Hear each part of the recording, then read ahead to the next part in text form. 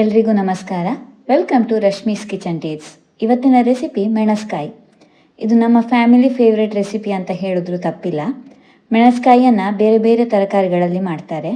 ಹಾಗಲಕಾಯಿ, ಪೈನಾಪಲ್ ಹಾಗೆ ಮಾವಿನಕಾಯಿನಲ್ಲೂ ಮಾಡ್ತಾರೆ. ಆದರೆ ನಾನಿವತ್ತು ತೋರಿಸ್ತಾ ಇರೋ ಮೆಣಸ್ಕಾಯಿಯನ್ನು ಇದು ಯಾವುದ್ರಲ್ಲೂ ಮಾಡ್ತಾ ಇಲ್ಲ.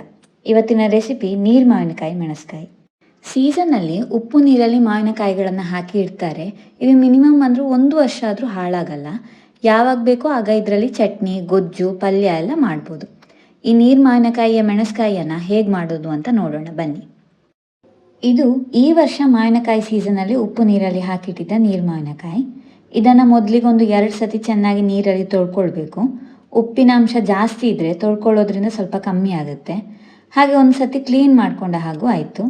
ಆಮೇಲೆ ಸಣ್ಣದಾಗಿ ಕಟ್ ಮಾಡ್ಕೊಳ್ಳಿ. ನೀರು ಮಾವಿನಕಾಯಿ ಆದಷ್ಟು ಗಟ್ಟಿಯಾಗಿರೋ ಅಂಥದ್ದನ್ನೇ ತಗೊಳ್ಳಿ. ಉಪ್ಪಲ್ಲಿ ಹಾಕಿಟ್ಟು ತುಂಬ ಟೈಮ್ ಆಗಿದ್ದರೆ ಕಾಯಿಗಳು ಸ್ವಲ್ಪ ಮೆತ್ತಗೆ ಆಗಿರ್ಬೋದು.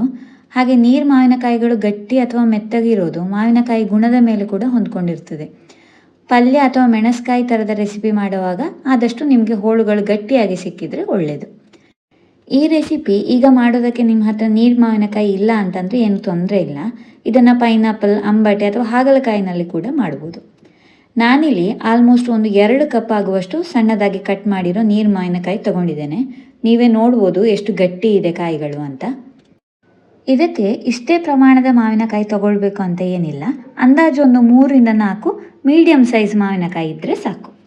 ಇನ್ನೀಗ ಒಂದು ಪ್ಯಾನಲ್ಲಿ ಈ ಕಟ್ ಮಾಡಿರೋ ಮಾವಿನಕಾಯಿ, ಒಂದು 3/4 ಕಪ್ ನೀರು, 1ರಿಂದ 2 ಹಸಿಮೆಣಸು, ಆಮೇಲೆ ಒಂದು ಅರ್ಧ ಕಪ್ ಬೆಲ್ಲ, ಸ್ವಲ್ಪ ಉಪ್ಪು ಇಷ್ಟನ್ನು ಹಾಕಿ ಮುಚ್ಚಿ ಹೋಳುಗಳನ್ನು ಬೇಯಿಸ್ಕೊಳ್ಳಿ. ಮಸಾಲೆ ಮಾಡೋದಕ್ಕೆ ಒಂದು ಅರ್ಧ ಟೀ ಸ್ಪೂನ್ ಉದ್ದಿನಬೇಳೆ, 7ರಿಂದ 8 ಬ್ಯಾಡಗಿ ಮೆಣಸನ್ನು ಚೆನ್ನಾಗಿ ಡ್ರೈ ರೋಸ್ಟ್ ಮಾಡಿ ತೆಗೆದಿಟ್ಕೊಳ್ಳಿ. ಆಮೇಲೆ ಡ್ರೈ ರೋಸ್ಟ್ ಮಾಡಬೇಕಾಗಿರೋದು ಕರಿ ಎಳ್ಳು. ಇದೊಂದು 2ರಿಂದ 3 ಟೇಬಲ್ ಸ್ಪೂನ್ ತಗೊಳ್ಳಿ. ಅದು ರೋಸ್ಟ್ ಆದಾಗ ಒಳ್ಳೆ ಘಮ ಬರಬೇಕು. ಹಾಗೆ ಸಣ್ಣದಾಗಿ ಚಟಪಟ ಅಂತ ಶಬ್ದನೂ ಬರುತ್ತೆ. ಇದೆಲ್ಲವನ್ನು ಒಟ್ಟಿಗೆ ರೋಸ್ಟ್ ಮಾಡ್ಕೊಳ್ಬೋದು. ಹೀಗೆ ಸಪ್ರೇಟಾಗಿ ಮಾಡೋದು ನನಗೆ ಕಂಫರ್ಟೇಬಲ್ ಆದ ಕಾರಣ ನಾನು ಹೀಗೆ ಮಾಡ್ಕೊಳ್ತಾ ಇದ್ದೇನೆ. ಇಷ್ಟಾಗಿ 1ರಿಂದ 1.5 ಕಪ್ಪಷ್ಟು ಫ್ರೆಶ್ ಆಗಿ ತುರಿದಿಟ್ಕೊಂಡಿರೋ ಕಾಯಿ ತುರಿಯನ್ನು ಡ್ರೈ ರೋಸ್ಟ್ ಮಾಡ್ಕೊಳ್ತಾ ಇದ್ದೇನೆ. ಕಾಯಿ ಡ್ರೈ ರೋಸ್ಟ್ ಮಾಡಿದರೆ ಒಂದೊಳ್ಳೆ ಘಮ ಬರುತ್ತೆ. ಮೆಣಸ್ಕಾಯಿ ರುಚಿನೂ ಜಾಸ್ತಿ. ಮೆಣಸ್ಕಾಯಿಗೆ ಸ್ವಲ್ಪ ಸಿಹಿ, ಖಾರ, ಹುಳಿ ಎಲ್ಲನೂ ಜಾಸ್ತಿನೇ ಇರಬೇಕು.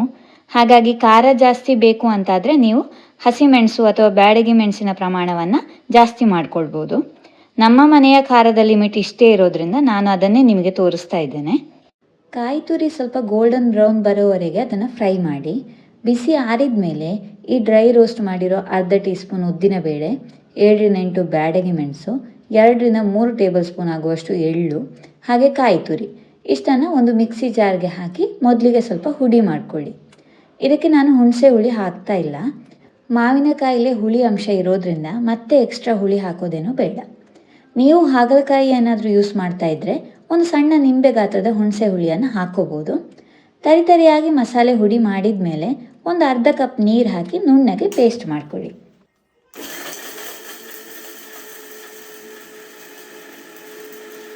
ಮಸಾಲೆ ರುಬ್ಕೊಳ್ಳೋ ಅಷ್ಟೊತ್ತಿಗೆ ಮಾವಿನಕಾಯಿ ಹೋಳುಗಳು ಬೆಂದು ರೆಡಿಯಾಗಿತ್ತು. ಅದಕ್ಕೆ ಈ ಮಸಾಲೆಯನ್ನು ಹಾಕಿ ಮತ್ತೆ ಸ್ವಲ್ಪ ನೀರನ್ನು ಕೂಡ ಹಾಕಿ ಮಿಕ್ಸ್ ಮಾಡ್ತಾ ಇದ್ದೇನೆ. ಇನ್ನು ಇದನ್ನು ಚೆನ್ನಾಗಿ ಕುದಿಸ್ಕೊಂಡ್ರೆ ಆಯಿತು. 1 ಟೇಬಲ್ ಸ್ಪೂನ್ ತೆಂಗಿನ ಎಣ್ಣೆ, 1 ಟೀ ಸ್ಪೂನ್ ಸಾಸಿವೆ, 1 ಬ್ಯಾಡಗಿ ಮೆಣಸು, ಹಾಗೆ ಒಂದು ಸ್ವಲ್ಪ ಕರಿಬೇವಿನ ಸೊಪ್ಪನ್ನು ಹಾಕಿ ಒಗ್ಗರಣೆ ಮಾಡಿಕೊಂಡು ಅದನ್ನು ಮೆಣಸ್ಕಾಯಿಗೆ ಹಾಕಿದ್ರೆ ಬಿಸಿ ಬಿಸಿ ಅನ್ನ ಅಥವಾ ದೋಸೆ ಜೊತೆಗೂ ಒಳ್ಳೆ ಕಾಂಬಿನೇಷನ್ ಆದ ನೀರು ಮಾವಿನಕಾಯಿ ಮೆಣಸ್ಕಾಯಿ ತಿನ್ನೋದಕ್ಕೆ ಸಿದ್ಧ.